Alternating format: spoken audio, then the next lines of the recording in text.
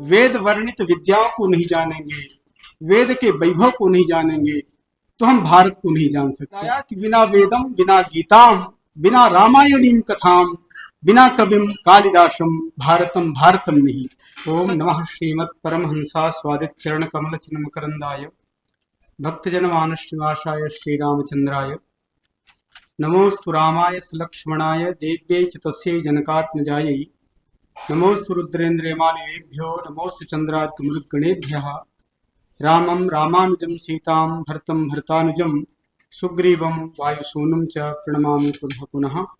सर्वेभ्यः सादरं नमस्काराः। दिवसत्रय व्यापिन्याः अस्याः अन्ताराष्ट्रीय संगोष्ठ्याः इदानीं प्रवर्तते सम्पूर्तिसत्रम्। अस्मिन् सम्पूर्तिसत्रे अस्य विश्वविद्यालयस्य श्रद्धेयाः कुलपतयः अध्यक्षरूपेण विराजन्ते आगमिष्यन्ति सद्यः। एवमेव अस्य सत्रस्य मुख्यातिथयः येषां समग्रं जीवनं राष्ट्रसेवायां समर्पितमस्ति। कश्चनपि जनः कदा श्रेष्ठताम् आप्नोति इति विषये एकः अत्यन्तं सुप्रसिद्धः श्लोकः वर्तते। यथा चतुर्भिः कनकं परीक्ष्यते निघर्षणच्छेदनतापताडनैः तथा चतुर्भिः पुरुषं परीक्ष्यते त्यागेन शीलेन गुणेन कर्मणा। जैसे स्वर्ण कुंदन तक की यात्रा करता है तो उसमें ताप ताड़न छेदन की एक प्रक्रिया होती है, तब हो जाकर के स्वर्ण से कुंदन बनता है। ठीक वैसे ही कोई मनुष्य श्रेष्ठ कैसे बनता है, कोई पुरुष महापुरुष कैसे बनता है, उसकी भी एक व्यवस्था है। उसमें उसके जीवन में त्याग होना चाहिए, शील होना चाहिए, गुण होना चाहिए और निरंतर कर्म की भावना होनी चाहिए। यह जो भावना है यही किसी पुरुष को श्रेष्ठ पुरुष बनाती है और इसके साक्षात दृष्टांत हैं आज के हमारे मुख्यातिथि आदरणीय डॉक्टर शिव कुमार शर्मा जी।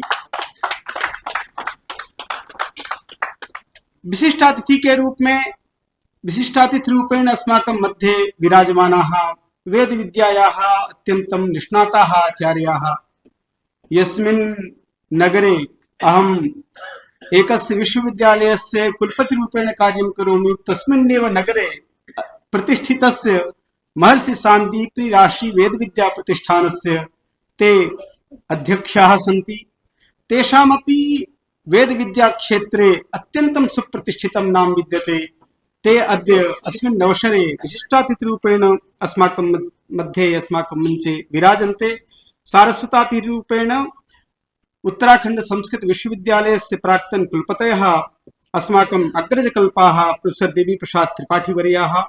विशिष्टातिथिरूपेण विराजन्ते प्रोफेसर अमरपाल सिंह महाभागाः कुलपतयः राम मनोहर लोहिया विश्वविद्यालयतः।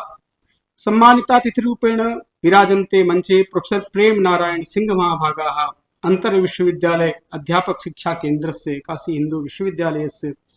एवमेव अस्य समग्र अनुष्ठानस्य ये समन्वयकाः, अस्य वैदिक विज्ञान केन्द्रस्य समन्वयकाः वयसा लघु प्रतीयते, परञ्च अत्यन्तं योग्यः, अत्यन्तं तावद् वेद विद्यायाः कृते अत्यन्तं तावत् तेषां समर्पितं जीवनम् अस्माकम् अनुजकल्पाः प्रोफेसर विनय कुमार पांडे महाभागाः। एवमेव अस्याः संगोष्ठ्याः संयोजकाः डॉक्टर विवेक कुमार पाठक महाभागाः। अस्य सत्र संचालकाः धीरज कुमार मिश्र महाभागाः। उपमंचं विराजमानाः अत्यन्तं विशिष्टाः जनाः, तेषु मम गुरुकल्पाः आचार्याः प्रोफेसर राजाराम शुक्ल महाभागाः, प्रोफेसर कौशलेन्द्र पांडे महाभागाः, प्रोफेसर भगवत शरण शुक्ल महाभागाः, प्रोफेसर ओम प्रकाश पांडे महाभागाः, अत्यन्तं सुप्रतिष्ठिताः वैज्ञानिकाः दुबे जी महाभागाः। अन्ये अस्माकं मित्राणि शोधकछात्राः सभ्याः संस्कृतज्ञाः संस्कृतानुरागिणः सर्वान् नमस्करोमि। यदा वेद विद्यायाः विषये, वस्तुतः अहं तु वेद विद्यायाः छात्रः नास्मि, अहं तु न्याय विषयस्य छात्रः। तथापि यस्मिन् कस्मिन्नपि शास्त्रे भवन्तः यं कमपि शास्त्रं भवन्तः पठन्तु, सर्वाणि शास्त्राणि वेदादेव समुद्भूतानि। एकस्मिन् कार्यक्रमे दामोदर सातवलेकर प्रतिपादितस्य वैदिक भाष्यस्य पुनर्मुद्रण ग्रन्थस्य तावद् लोकार्पण कार्यक्रमः आसीत् देहल्यां। तस्य कार्यक्रमस्य मुख्यातिथयः आसन् अस्माकं पूज्य सरसंघचालक महाभागाः। तैः स्वोद्बोधने उक्तं यत् भारत और वेद में अंतर नहीं है, वेद ही भारत है। क्योंकि अगर हम वेद को नहीं जानेंगे, वेद वर्णित विद्याओं को नहीं जानेंगे, वेद के वैभव को नहीं जानेंगे, तो हम भारत को नहीं जान सकते। अगर हमें भारत को जानना है तो वेद को जानना ही होगा। यह सुनकर मुझे वो श्लोक याद आया कि बिना वेदम बिना गीताम बिना रामायणीम कथाम बिना कविम कालिदासम भारतम भारतम नहीं। सचमुच बिना वेद के, बिना गीता के, बिना रामायण के और बिना कालिदास के भारत भारत नहीं है। भारत की जो भारत का मूल वैभव है, उसको यदि प्रतिष्ठित करना है तो वेद का अध्ययन करना होगा, वेद की विद्याओं का अनुशीलन करना होगा। और सचमुच यह कहने में कोई संदेह नहीं है कि यह बहुत अच्छा अवसर है, बहुत अच्छा काल है। अभी समग्र देश में भारत की ज्ञान परंपरा की, भारत की विद्याओं की चर्चा हो रही है। सभी लोग, चाहे वो जिस विधा के विद्यार्थी हों, चाहे वो साइंस के छात्र हों, चाहे वो कॉमर्स के छात्र हों, सभी जगह प्रायः आजकल भारतीय ज्ञान परंपरा, उनके पाठ्यक्रम में यत्किंचित भारतीय ज्ञान परंपरा का प्रवेश शुरू हो गया है।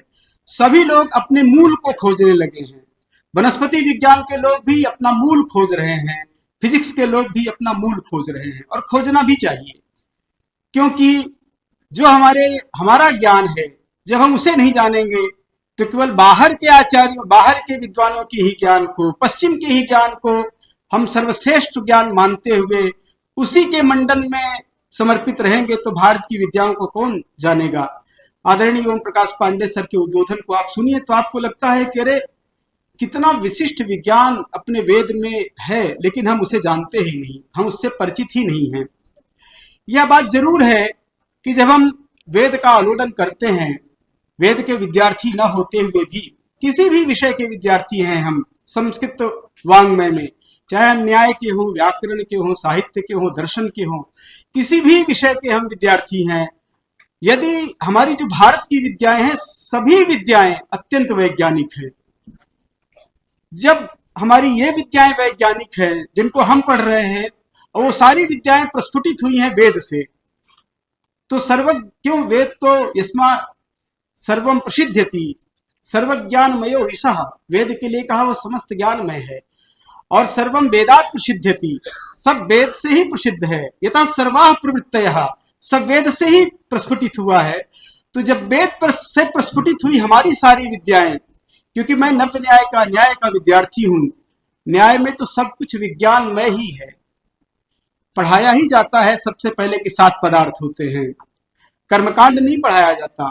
बड़ी गलत धारणा, बड़ी गलत सूचना संस्कृत के साथ एक वर्ग विशेष के साथ जोड़ करके, और कुछ लोगों ने, एक काल ऐसा आया कि लोगों ने संस्कृत को एक वर्ग, एक समाज के लिए संकुचित करके इसके बारे में अनर्गल प्रलाप किए। संस्कृत में ऐसा कुछ नहीं है, पढ़ाया ही जाता है। हमारे यहाँ 8वीं के कक्षा को, 6ठी 7वीं के कक्षा के विद्यार्थी को कि 7 पदार्थ होते हैं, द्रव्य, गुण, कर्म, सामान्य, विशेष, समवाय और भाव। पहले ही उसको द्रव्य पढ़ाया जाता है। द्रव्य में फिर बताते हैं कि द्रव्य कितने हैं, पृथ्वी पढ़ना है, उससे जल पढ़ना है, तेज पढ़ना है, वायु पढ़ना है, आकाश पढ़ना है, काल, दिशा, आत्मा और मन। ये सारी चीजें, ये सारे विषय हमारे यहाँ के प्राथमिक विद्यार्थी के पाठ्यक्रम में रखे गए विषय हैं कि जो प्राथमिक विद्यार्थी है वो इनको पढ़े। तो जब कोई हमारे यहाँ पांचवी छठवीं छठे सातवीं कक्षा का विद्यार्थी जब वो पढ़ाया जाता है उसको पृथ्वी का लक्षण, तो बताते हैं कि पृथ्वी क्या है, तो कहा पृथ्वी वो है जिसमें गंध हो, तत्र गंधवती पृथ्वी, जिसमें गंध हो उसे पृथ्वी कहते हैं। फिर उसको बताते हैं कि वो पृथ्वी दो प्रकार की है, एक नित्य पृथ्वी है और एक अनित्य पृथ्वी है। नित्य पृथ्वी परमाणु रूप है, अनित्य पृथ्वी कार्य रूप है। मतलब प्रथमा के विद्यार्थी को भी पृथ्वी के परमाणु के स्वरूप का परिचय कराया जाता है। इतनी वैज्ञानिकता है हमारे विषयों में, हमारे शास्त्रीय ग्रंथों में। सभी विषय पूर्णतः वैज्ञानिक है। और मुझे ये जरूर लगता है कि अगर हमें वेद के विषय को, वेद की ऋचाओं को पढ़ना है, तो उसकी एक पदावली है जो सामान्य, जो लौकिक संस्कृत से भिन्न है। भिन्न है का मतलब उसका एक वैदिक व्याकरण है, वैदिक गणित, वैदिक उसकी पद्धति है। पतंजलि ने महाभाष्य में लिखा, यत् शब्द आह तदस्माकं प्रमाणम। जो शब्द हम बोलते हैं उसी से उसका प्रामाण्य निर्धारित होता है, उसी से हम उसके बारे में जानते हैं। और ये बात भी सही है कि सभी लोग हर परिस्थिति में वैदिक ऋचाओं के अर्थ को नहीं समझ सकते। न हेसु प्रत्यक्षमस्ति अनसे रतपसो वा, निरुक्त का यह वचन है कि सभी लोग जो ऋषि नहीं हैं और जो तपस्वी नहीं हैं, वो वेद के मंत्रों के अर्थ का प्रत्यक्ष भी नहीं कर सकते। अर्थात क्या है, वेद की ऋचाओं का अभिप्राय समझने के लिए हमें ऋषि की तरह जीवन जीना होगा। जैसा पहले सत्र में, जब यहाँ संपूर्ण सत्र के पहले वाला सत्र प्रवर्तित हो रहा था, तो उसकी अध्यक्षता करते हुए प्रोफेसर मनोज मिश्र ने बहुत अच्छे से बात कही कि यदि हम शास्त्र विधि का पालन नहीं करते हैं तो हमें शास्त्र कैसे हमारे अंदर आ सकता है। शास्त्र विधि का पालन करेंगे तो हमें शास्त्र बोध भी होगा और शास्त्र का जो परिणाम है वो घटेगा भी। हम शास्त्र विधि का पालन न करें और यथा कथनचित शास्त्र का अनर्गल प्रलाप करें, अनुचित पाठ करें और फल सिद्धि की कामना करें कि यह फल निश्चित रूप से हो। महामृत्युंजय से निश्चित रूप से मृत्यु टलती है, इसमें कोई डाउट नहीं है, लेकिन महामृत्युंजय का विधिवत मंत्र का पाठ होना, मंत्र का जप होना चाहिए। यदि हम विधि को ही छोड़ करके केवल मंत्र का जप करते हैं तो निश्चित रूप से वह मंत्र हमें अभीष्ट प्रदान नहीं करता। तो इसमें मंत्र की न्यूनता नहीं है, विधि की न्यूनता है। यह वस्तुतः जब हम समग्र वेद विद्या का आलोडन करें, बहुत विषय है वेद में, क्या नहीं है। हम धर्म की बात करें, अध्यात्म की बात करें, सत्य की बात करें, सदाचरण की बात करें, नीति की बात करें, राजनीति की बात करें, विज्ञान की बात करें, ये सब तो है ही वेद में। इसके अतिरिक्त भी समस्त विज्ञान की विद्याएं भी वेद में हैं। हाँ, यह उसका सूत्रात्मक स्वरूप हो सकता है, चाहे वह वनस्पति विज्ञान हो, चाहे वह भौतिक विज्ञान हो, रसायन विज्ञान हो, वृक्षों के बारे में पूरा वृक्षायुर्वेद है, कृषि के बारे में कृषि पाराशर है। समग्र जो वेद की विद्या है, वेद का वाङ्मय है, उसमें समग्र आधुनिक विद्याओं के सूत्र भी हैं। अब उनके आलोडन की जो बात है वो होना चाहिए, और मुझे लगता है एक ऐसा समय है कि अब हम उस पर चर्चाएं भी हो रही हैं।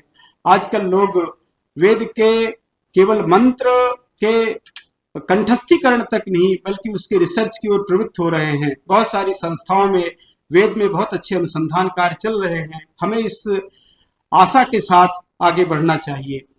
और मुझे जब यहाँ आना हुआ, हमारे आदरणीय मित्र विनय पांडे जी ने कहा कि आपको हमारे विश्वविद्यालय में इस संपूर्ति सत्र में आना है। मुझे लगा कि वेद पर मेरा बहुत अध्ययन नहीं है और उस पर भी विशेष रूप से उसके वैज्ञानिक पक्ष पर कुछ बोलने के लिए, तो मुझे लगा कुछ तो देख करके जाना पड़ेगा। मैंने पंच महाभूतों पर वैदिक अवधारणा क्या है इस पर सोचा कि इस पर कुछ देख करके वहां प्रस्तुत करूंगा। लेकिन पंच महाभूतों में जब मैंने पृथ्वी महाभूत पर देखा, उसी पर इतना कुछ मिल गया, उसी पर इतना कुछ वर्णित है, उसे भी मैं यहाँ प्रस्तुत नहीं कर सकता। पृथ्वी के बहुत सारे विषयों को, उसमें से पृथ्वी का केंद्र बिंदु आकाश है।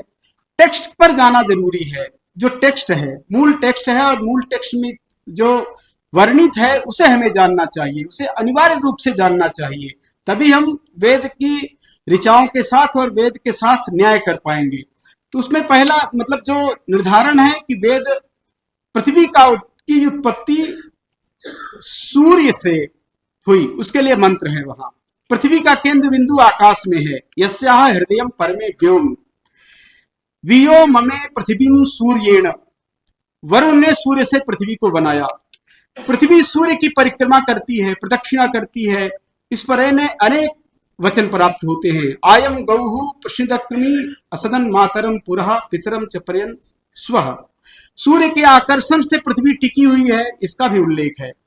दाधर्य पृथ्वी अभितो मयूखैहि सविता यंत्रैहि पृथ्वी अरमणात्। पहले पृथ्वी जलमग्न थी, यह हमारे वेद में लिखा है। यारणवेधि सलिलम अग्र आशीत। और आधुनिक वैज्ञानिक भी इसको मानते हैं कि पृथ्वी पहले समुद्र से घिरी हुई थी। धीरे धीरे धीरे समुद्र के कम होने से बहुत सारे पृथ्वी के भूभाग निकले। पृथ्वी रत्न गर्भा है। निधिम बिभृति बहुधा गुहावशु मणिम हिरण्यम पृथ्वीम ददातु मे। पृथ्वी की गति पश्चिम से पूर्व की ओर होती है, इसका मंत्र हमें मिलता है। पृथ्वी में आधार शक्ति है। बृहद जाबाल उपनिषद में गुरुत्वाकर्षण के सिद्धांत को आधार शक्ति के रूप में कहा और उस आधार शक्ति को दो रूप में प्रतिपादित किया, ऊर्ध्व शक्ति और अधः शक्ति। इसी प्रकार अग्नि सोमात्मक जगत कहा गया है।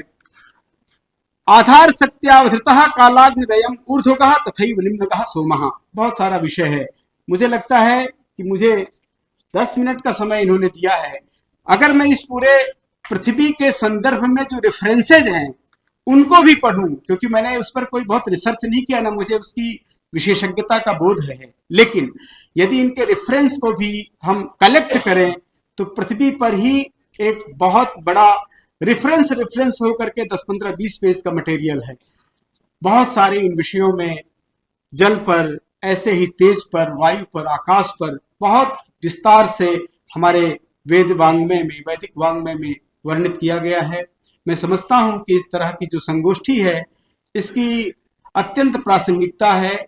नए युवाओं में, छात्रों में, अनुसंधाताओं में एक ऊर्जा इससे बढ़ेगी और उनको एक दृष्टि प्राप्त होगी जिसके माध्यम से वो अपने शोधक छात्र को बहुत व्यवस्थित तरीके से करेंगे। और मैं तो यह भी कहना चाहूंगा कि केवल वेद के विद्यार्थी नहीं, जो दर्शन के विद्यार्थी हैं, साहित्य के विद्यार्थी हैं, व्याकरण के विद्यार्थी हैं, उन्हें भी वैज्ञानिक रिसर्च की ओर ही प्रवृत्त होना चाहिए। विज्ञान सम्मत रिसर्च ही प्रस्तुत करना चाहिए, जिससे उसकी लोक में स्वीकार्यता भी होगी और शास्त्र के ज्ञान में अभिवृद्धि भी होगी। मुझे आप सबके समक्ष आकर कुछ कहने का अवसर देने वाले आदरणीय विनय पांडे जी का मैं धन्यवाद करता हूं और समस्त समागत अतिथियों को नमस्कार करते हुए अपनी वाणी को प्रणाम करता हूं। धन्यवाद।